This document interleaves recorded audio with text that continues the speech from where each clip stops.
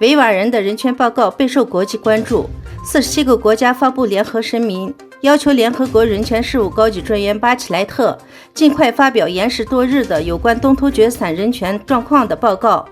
47个国家再次呼吁中国应该紧急回应各方的关切，并终结恣意关押维吾尔人和穆斯林民族的作为。中国外交部发言人王文斌周一在记者会上否认台湾海峡是国际水域的说法，引起美国和台湾的强烈反应。台湾外交部周二已经驳回了中共的说法，称中共企图吞并台湾的野心越来越大，强调理解并支持美国自由航行的任务。美国国务院发言人周二在对路透社的邮件中说，台湾海峡就是国际水域，认定台湾海峡是国际水域意味着台湾海峡的航行和飞越自由是得到国际法保障的。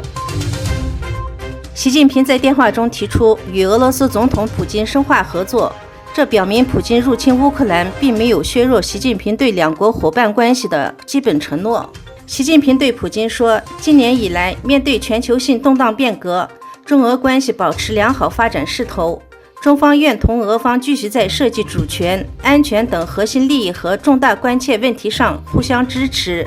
密切关注两国战略协作。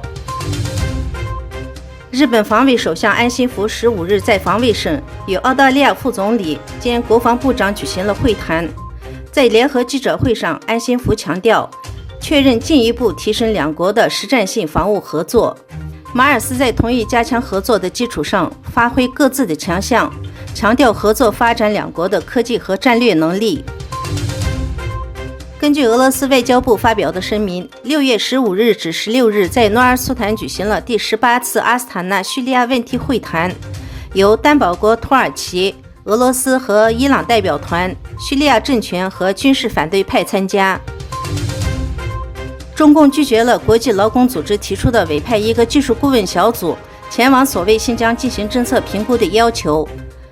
联合国国际劳工组织6月9日发表声明说，中国对维吾尔人使用压迫性措施，对当局把所有去极端化的任务加强在企业的做法表示严重关注。该委员会强烈呼吁中共允许国际劳工组织前往所谓的新疆对劳工状况进行评估，